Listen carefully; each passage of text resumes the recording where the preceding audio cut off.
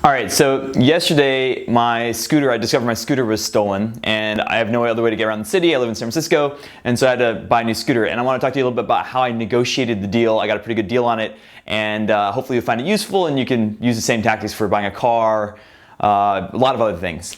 So I go to the dealership and pick out the scooter I want. I ask the repair shop guys which one was good, and I pick out the scooter.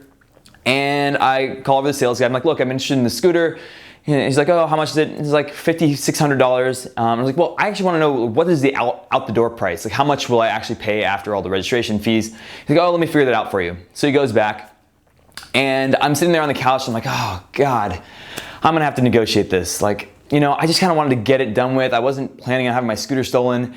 And even for me, like, I negotiate for a living. I coach people on negotiation. And even for me, it was all like, I was like, man, like, we're gonna have to go through this now.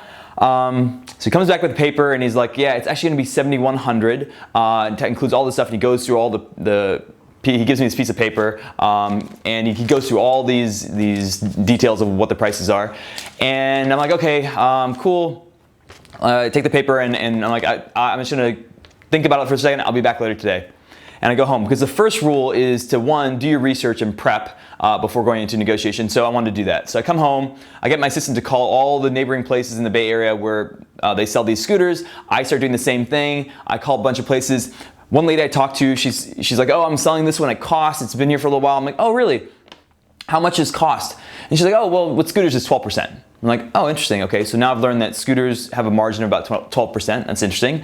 Called a couple of other guys. One guy had something that was like not the newest model, but it was in his warehouse or whatever, and it was last year's model. I'm like, oh, that's good. Like, last year is good. And he's like, well, it wasn't the exact same model I want, but he was willing to give it to me for $5,050. So $2,000 less than the one I had. So I call him up, called the guy down the street up again that I talked to, and his name's Paul, and I talked to Paul. I'm like, hey, look, I have another offer from this guy in the East Bay. He's willing to do like a much less price, like $2,000 less. I would much prefer to buy it from you. And he's like, oh, you know, we can probably do something, work with you. You're a previous customer. You come to our shop. Why don't you come in? And I was like, you know, I don't want to waste your time. Like, it's going to be a numbers game for me. Just so you know, like, I don't want to waste your time. I don't want to waste my time. If it's not going to work out, if you guys can't be flexible, I totally understand. I get it. But just so I don't want to waste your time. So he's like, oh, you know, like I can ask my boss. He'll definitely knock something off for you. We'll work with you. I want to sell you a scooter, but you kind of got to be here because he wants to know that you're serious. I'm like, okay, you want me to buy in? No problem. I was like, I'll put on my shoes right now. I'll walk down there. He's like, okay. So I go down there. I take the scooter for a test drive. He's like, oh, you want to test ride it? Yeah. Like, yeah. You know, he wants me to buy in. I want to make sure it's a scooter I want. I take it for a test ride. He's selling me on all the points, this, that, and the other. Honestly, I don't know about half of it. Seems like a pretty good scooter. I'm good. This is the one I want.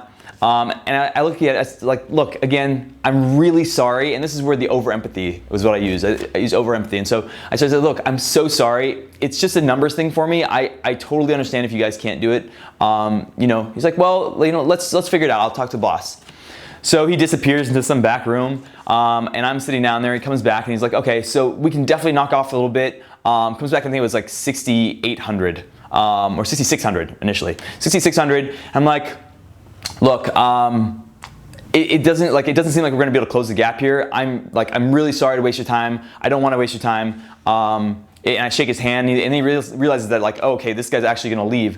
I'm like, look, I totally understand. I don't expect you guys to knock down your price this much. And he's like, oh, well, let me just ask my boss again. So he goes back. I go and get like a helmet because I need another helmet. And so he comes back again, and he's like, look, totally able to work with you. He knocks it down to, I think it was like 6,200, right? So he's still, you know, $800 off of where he started, but like, or $900 off of where he started, but still another 1,000 to where I am. And I'm like, look, you know, now I have the helmet in my hand, and I'm like, damn, you know, it looks like I'm way more committed now because I have the helmet in my hand. I'm sitting there next to the bike. I'm like, shoot, that was a mistake. Okay, so I was like, look, I'm gonna put the helmet back. You can ask him again. It's a numbers game. I'm real sorry. And he's giving me all this stuff like, oh, you should support your local bike shop. You know, like I kind of question other guys. Like, I don't know how they're knocking these prices down. Kind of, you know, maybe they have lower labor costs. I don't know what kind of quality people they have working the bike when they set it up. And I'm like, oh, yeah, I totally agree. I agree with everything he says. Like, yeah, I don't know how they do it. I don't know how they got that price. It's a crazy price. Like, I don't expect you to match it. So I'm empathizing with him. He's being the nice guy, the guy in the office, the boss man, whoever that is, if there is a guy like that. I never saw him. He is the bad guy. So I'm like, you know what? I could be like the steely, hard guy, and I could be like, really rough. And I'm like, no, I'm just gonna kill him with kindness. I'm gonna be so empathetic. I'm like, look, I am so sorry. I don't want to waste your time. I don't want you to make you keep going back to your boss. He's like, oh, it's okay. Goes back, I put the helmet back, and now every time he comes back, I start walking farther toward the door, right? So he comes back, now it's like, 5,600 or no, 5,700. So he's $600 off. And I'm like, look, he's like, look, we're really working with you. I'm doing my best here. He's like, it's just a little bit more. I'm like, yeah, I get it. But it's $600 and I want to support you. I do. And you have all my, like, as soon as I get the bike, I will come here for all the services. I love you guys. You've always treated me well. No problem. But I was like, I want to support you, but like, I'm not willing to just give you $600 and you wouldn't be willing to just give me $600 and you can understand, like, I was like, I don't want you to worry with this. It's totally fine. I was like, okay. Goes back to the boss again and comes back again and he's $52.75. So now we're about $250 off or something. And he says, look, it's only a couple $100. I'm like, yeah, I know, it's just a couple $100. And I was like, if it was like the same price, this would be a no-brainer because I really want to buy the scooter from you. I really do. But it's just a money thing, and I'm so sorry it has to be a money thing. I wish it wasn't that case, but I wasn't expecting my scooter to get stolen last night, and this is just how it is.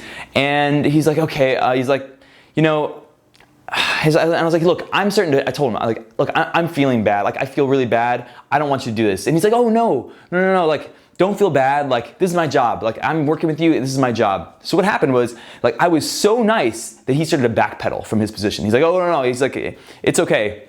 This is my job. And I was like, now there's really no reason for me to back off on my price. So, and he's like, every time he comes back, I forgot to mention this, every time he comes back, he keeps wanting me to sign the paper. Like, he's like, okay, so this is what your number is. And you write down 5053. And I was like, yeah, it's actually 505344. I gave him an exact number.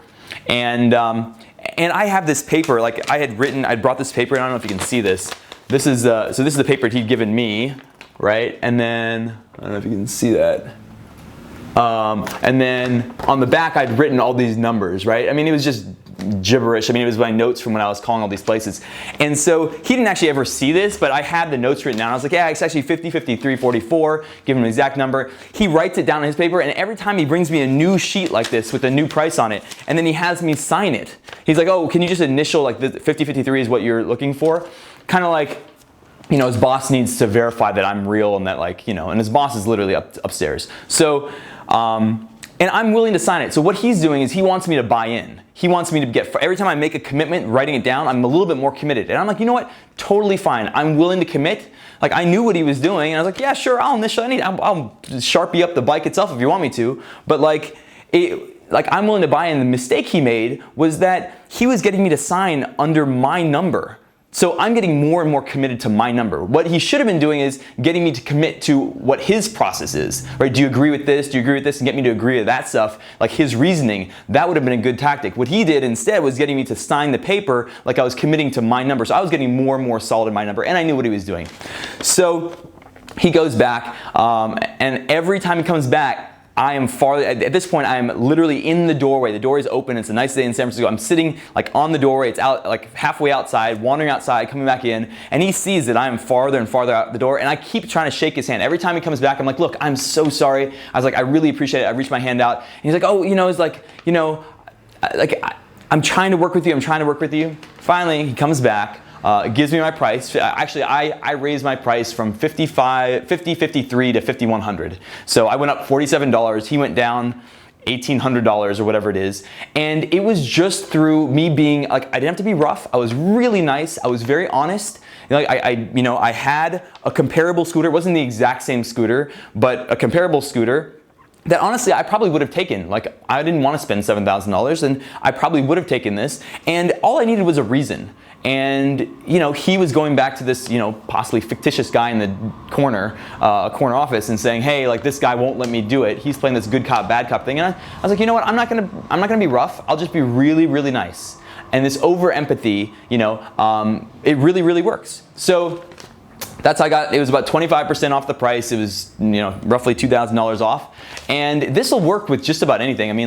over empathy works I use it all the time, and it's a really nice tactic. You can be really honest about it, and you're not being a rough, gruff negotiator. And especially with these with salespeople, car salesmen, people get so bent over this process. But what he wanted to do was get me to buy in, so I would eventually fold. I was like, I don't need to. I was just like, I empathize with your position. I'm so sorry that you this is not going to work out, and don't waste your time.